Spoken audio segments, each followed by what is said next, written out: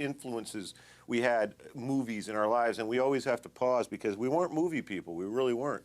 But the Stooges influenced us in a huge way. They were my earliest comedic education, actually. I started watching them when I was probably 4 or 5 years old. The Stooges were gone for a while. You know, they were shorts on the front of B movies, and then they disappeared.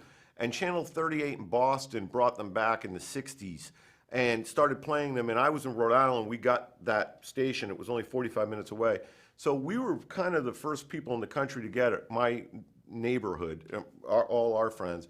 And it became such a huge hit that it spread to all other cities. But they have definitely brought me more laughs than I would say anybody in my lifetime. When we heard talk of a Stooge movie, we were immediately interested, but we also knew it was going to be a tough job because they hadn't done a Stooge movie in 40 years. So we struggled with this for many, many months, trying to figure how do we make this last for an hour and a half. And we finally did crack it. After 3 or 4 months, we busted it open, and we're not going to tell you how because you're going to have to go see the movie to find out, but we're very excited about it. We're going to shoot it next year, and it'll be out hopefully in the summer of '04. Now, with last week's release of the new Farrelly Brothers movie, the Three Stooges could be famous all over again. What is that gadget? This is an iPhone. iPhone. Hello? Hello? There's nobody there. I don't ever remember not being a Stooge fan. Like Peter Farrelly and his brother Bobby are best known for films like Dumb and Dumber. All we gotta do is show a little class, a little sophistication. Which has a sort of Stooge-like sensibility. What's the key to your comedy? I think it's to have fun, you know, particularly in this one in the Stooges. It's like they really don't work unless you like the guys. And, you know, we like to take a little bit of time at the beginning of our movies and explain why you'd like these guys that you're going to spend an hour with or an hour and a half. And, you know, that's the key, is it has a little bit of heart to it. What was it about the Stooges that you found funny? You like them, but they're, you know, they're knuckleheads, they're dummies. probably the physicality, you know, the falling, the hitting, the tripping. It seems that physical humor ages better.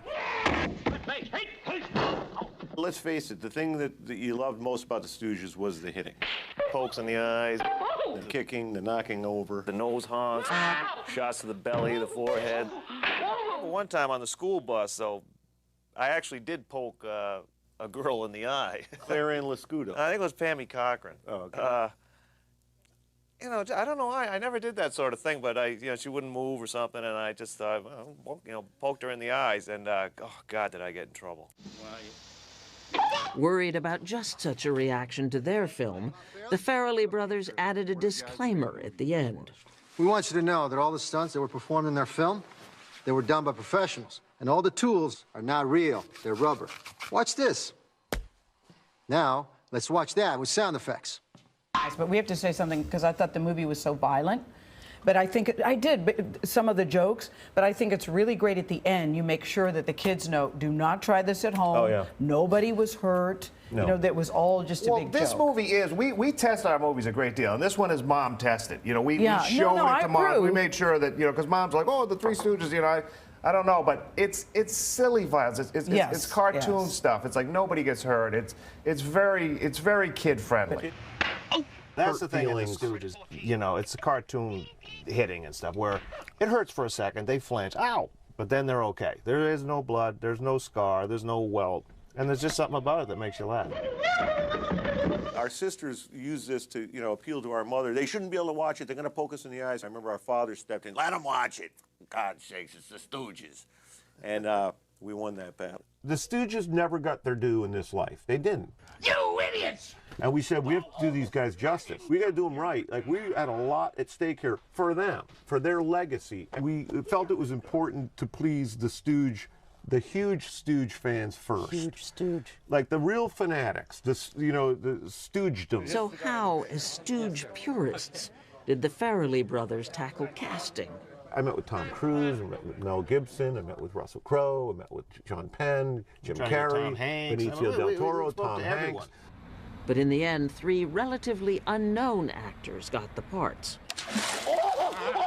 Will Sasso as Curly, Sean Hayes as Larry, and Chris Diamantopoulos as Moe. We wanted to be very specifically Moe, Larry, Curly. We didn't want actors coming in and say, I'll do a version of Moe. Like, no.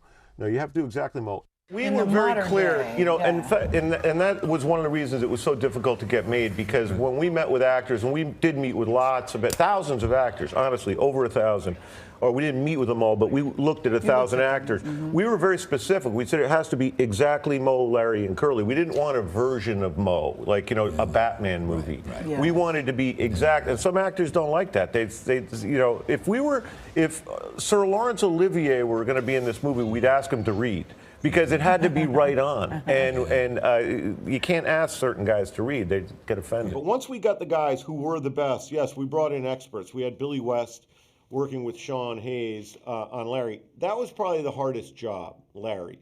You know, when I was growing up, there was a kid in every schoolyard who could do Curly, and Moe isn't that difficult to do. But Larry's ridiculously hard. It's very subtle, very specific, and it's all reaction. Our favorite is Larry.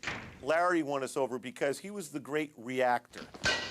And once you've seen the show 50 times, like we have every episode, you start looking at Larry only. Like, at first you're looking at Curly and Moe, and then all of a sudden you notice Larry in the background with just...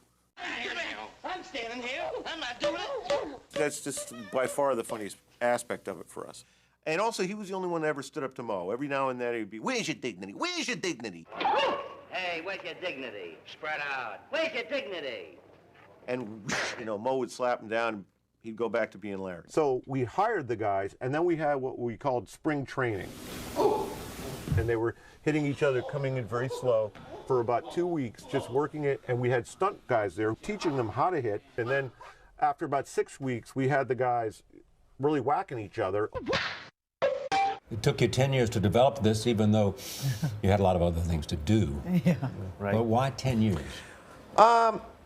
I think the studios were afraid that the Three Stooges they're iconic. And in fact, if anything, that's what made it hard to get the movie made. The studio was like, I don't know, is the audience ready for this kind of slapstick? And we felt as long as we put them present day, added all new stuff, put them in a real world, they would be. You know, how are we going to outdo the original Three Stooges? And our feeling always was, we probably are not going to outdo them. We're hoping to just recapture and, you know, the funny stuff that they did and reintroduce them to a new generation of kids. We took this very seriously because we love the Stooges. And some people are saying, well, it's sacrilege that you're making a Three Stooges movie. You know, I don't know why people say that, but our feeling was it's sacrilege that kids don't know the Three Stooges today, because to us they're the all-time funny guys.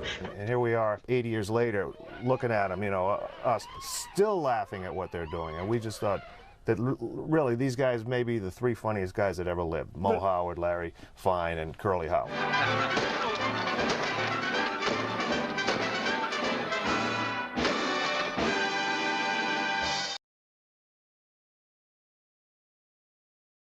Larry David as a nun. Tell me about working with him, because it's just every scene is ridiculous. Larry, first of all, Larry could have played anything. He could play a kid, a nun, a dog, whatever he wanted to play. I love Larry. He's one of my all-time favorites. He's one of the funniest guys in my lifetime. Certainly one of the most influential comedy guys. So it was great, and it was an honor to have him there. And it's, you know, it's the type of thing. It's hard to direct him because he's just so naturally funny. It's like directing Bill Murray. You just sort of stay away and let him do his thing. Yeah. Casting Larry David was kind of a coup, kind of a genius little move. Making him play a nun. What was the thinking behind that? Was it just he would be funny in a habit? Well, Larry David is arguably the funniest guy of our generation, if you think about it. You know, besides Seinfeld, which he created with Jerry, he Curb Your Enthusiasm. I mean, he's influenced our country more than anybody. So to have him is just a no-brainer. If he'll do it, I'd put him in anything. And the fact that he would get dressed up as a nun and come out in our movie was an honor and a privilege. How does one go about broaching the subject with Larry David, saying, "Hey, come be a nun"? You hit him when he's drunk, and then just hold him to it.